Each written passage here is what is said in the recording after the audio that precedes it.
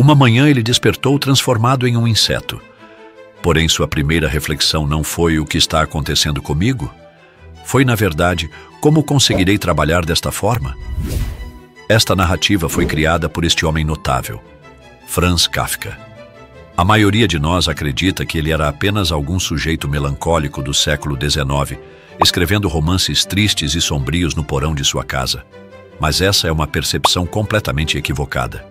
Você vê, Kafka representava a geração Z antes mesmo que a geração Z existisse como conceito. Este homem foi pioneiro em conceitos que hoje consideramos modernos. Conceda-me alguns minutos e eu lhe contarei absolutamente tudo o que existe para saber sobre nosso protagonista melancólico, Kafka. Vamos começar desde o princípio absoluto. Então Kafka nasceu como um homem pequeno e frágil. Tecnicamente falando, todos nascemos como homens pequenos. Mas o problema crucial era que ele permaneceu sendo um homem pequeno durante toda a sua existência. Você deve compreender que seu pai era um empresário que construiu tudo por si mesmo, literalmente vindo do nada e erguendo seu próprio império. Um macho alfa, se você preferir essa terminologia. Ele era uma figura muito assertiva, imponente e fisicamente forte. Ele desejava ardentemente que seu filho fosse exatamente como ele mesmo, forte, imponente e dominante. Mas eis que aparece o pequeno garoto Kafka. Ele era uma criança extremamente tímida durante toda a sua infância. Era muito silencioso, falava com voz suave e dedicava-se apaixonadamente à leitura de livros. Seu pai observou essas características e pensou: não, meu amigo, isso não está correto de forma alguma.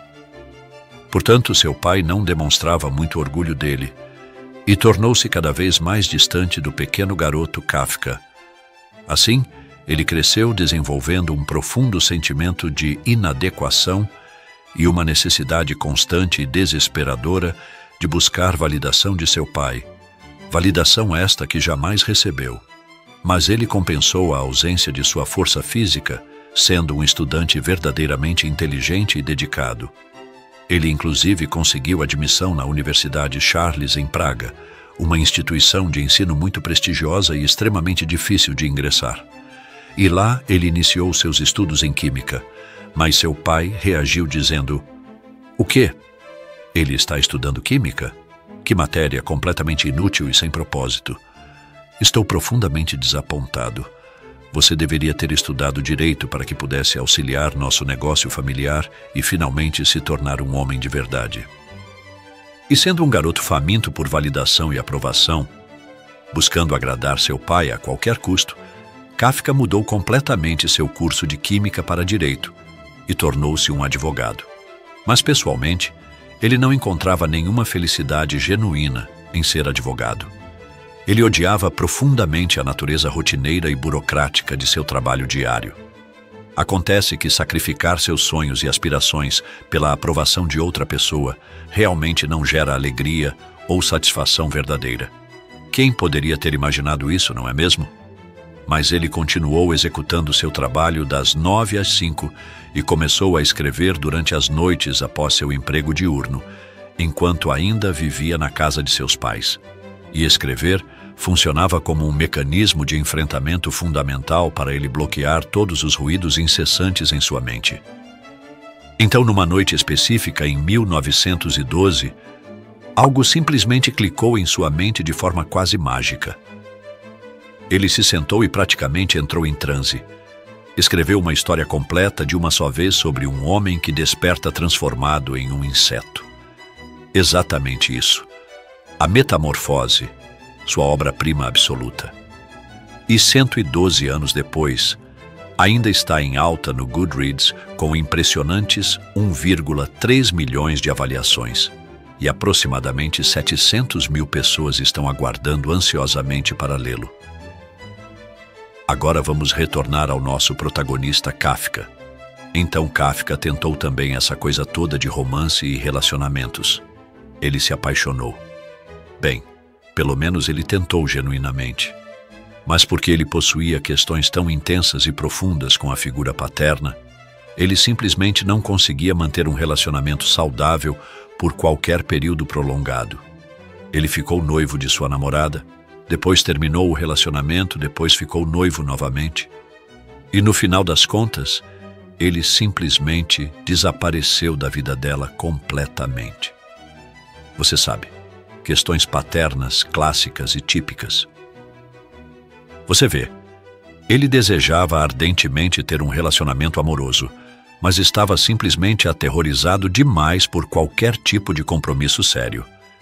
Ele enxergava o casamento como uma prisão e considerava-se indigno de receber amor verdadeiro. Ele escreveu certa vez: "Sexo é a punição por estar junto com alguém." O cara estava em completa espiral descendente. Agora você compreende exatamente o quão apavorado ele estava da instituição do casamento. Mas, posteriormente, quando ele tinha 34 anos de idade, foi diagnosticado com tuberculose. Então, lentamente, como uma sombra sinistra, a doença consumiu absolutamente tudo. Ele estava doente, frágil e extremamente debilitado. Neste estágio crítico, ele conheceu outra mulher, Dora. Não a exploradora do desenho animado, mas Dora Diamant, que era literalmente um raio de sol em forma humana. Ela era uma senhora muito calma, cuidadosa e amorosa.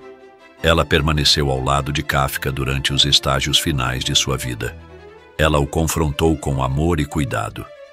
E é quase reconfortante para nós sabermos também que Kafka, finalmente, antes de morrer, encontrou alguém que realmente o amava de forma incondicional. E no final, a tuberculose atingiu sua garganta, tornando o ato de engolir alimentos excruciante e insuportavelmente doloroso. Então ele se deixou morrer de fome aos 40 anos de idade em 1924. Como sabemos, Kafka escrevia durante as noites após seu trabalho diurno. Ele sofria de insônia crônica e frequentemente escrevia até o nascer do sol. Mas ele era extremamente autocrítico, chegando ao ponto de odiar praticamente tudo que escrevia. Ele frequentemente abandonava suas histórias no meio do desenvolvimento. E aquelas que ele conseguia terminar, ele se recusava a publicar porque estava profundamente inseguro sobre seus escritos. E antes de morrer em 1924, ele havia estado doente por muitos anos consecutivos, mal conseguindo falar facilmente, e sem nenhuma publicação principal ainda. E você sabe qual foi seu último pedaço de escrita? É uma carta suplicando aos médicos para não o forçarem a comer devido à dor intensa que sentia. É chamada Um Artista da Fome. Você consegue imaginar seu estado físico e mental? Mas aqui está a reviravolta dramática da história. Em seu leito de morte, Kafka disse ao seu melhor amigo Max Brod para queimar absolutamente tudo que ele havia escrito durante sua vida, tudo mesmo. Todos os romances não publicados, histórias, diários pessoais, cartas íntimas. Simplesmente incendiar tudo. Max Brod, sendo o amigo solidário que era, disse: "Absolutamente, companheiro. Seu desejo é uma ordem para mim." Então, após a morte de Kafka, ele completamente ignorou seus desejos expressos. Ele publicou O Processo, O Castelo, América e uma tonelada de histórias curtas e diários pessoais. Basicamente, nós só conhecemos Kafka como uma lenda literária, porque seu melhor amigo o traiu de forma benevolente. E para deixar registrado, Max Brod pensava que Kafka era importante demais para desaparecer em cinzas. Eu realmente adoro ficar horas falando sobre esse tipo de assunto, resolvi trazer esse vídeo para vocês. Então, por favor, aperte esse botão de curtir como se não houvesse amanhã, porque aparentemente o algoritmo só me nota se você fizer isso. Vamos voltar ao assunto. Não se preocupe. Não vou estragar muito da história, mas vou apresentá-la a você adequadamente.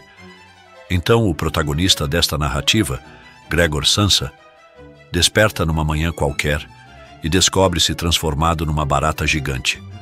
Agora, não interprete isso de forma completamente literal. O que Kafka está querendo dizer é que algo acontece a uma pessoa que está completamente fora de seu controle e eles não conseguem reverter a situação. Sua interpretação de se transformar numa barata pode ser uma lesão que muda completamente a vida, ou uma doença mental severa, ou qualquer coisa que retire sua independência e te faça depender inteiramente de sua família. Então a pergunta real e fundamental é: como sua família reagiria a esta situação? Essa é a ideia central da história inteira. Kafka simplesmente leva isso ao extremo absoluto, como transformar Gregor numa barata literal. Uma vez que isso acontece, o livro acompanha o relacionamento entre ele e sua família. Você vê, antes de se tornar um inseto, Gregor era o único provedor financeiro da família. Então, inicialmente, sua família demonstra preocupação genuína. Sua mãe se preocupa profundamente com ele, sua irmã lhe traz comida regularmente. Mas com o passar do tempo, as coisas começam a mudar drasticamente. Eles se tornam distantes, frustrados, e eventualmente começam a desejar que ele simplesmente desaparecesse completamente. Eles começam a vê-lo como um fardo insuportável.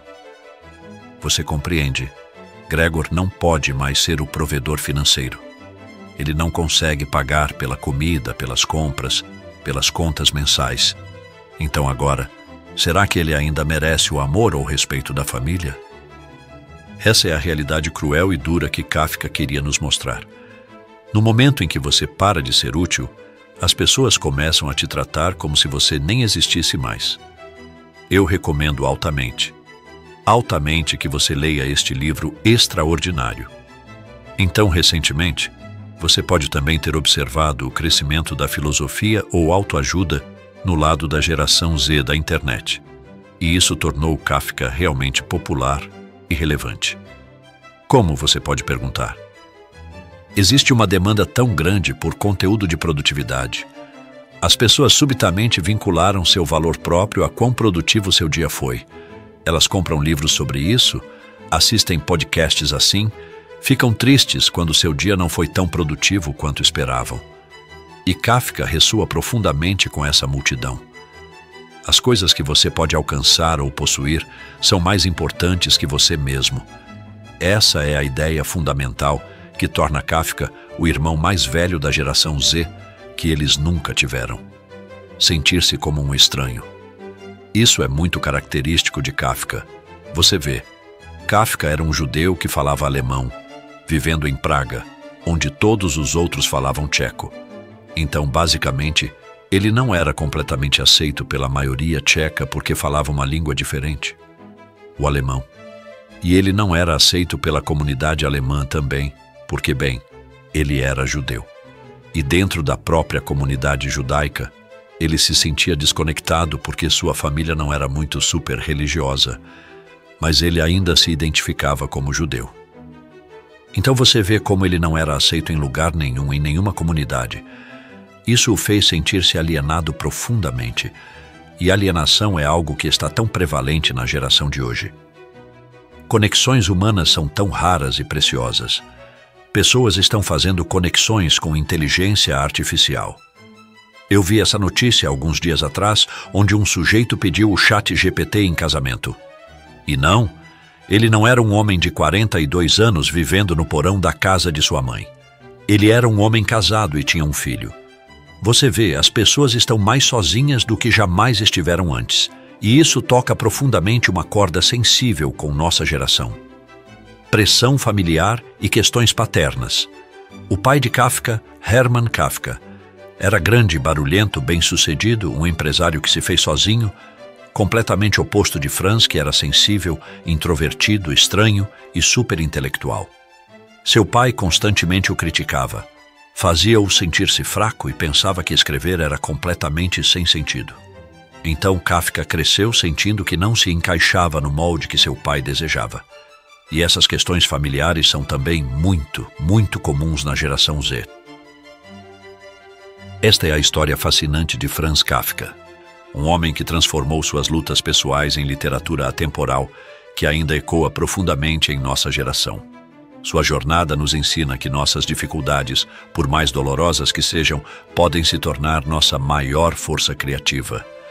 Se este conteúdo te fez refletir sobre alienação, pressão familiar ou a busca constante por validação, inscreva-se no canal para não perder nossos próximos mergulhos profundos na psicologia humana e literatura. Deixe nos comentários qual aspecto da vida de Kafka mais ressoa com você. Vamos criar uma discussão rica sobre esses temas universais. Compartilhe este vídeo com alguém que precisa entender que não está sozinho em suas lutas. Às vezes, conhecer a história de outros pode iluminar nosso próprio caminho e nos ajudar a transformar nossa dor em algo significativo. Até o próximo vídeo.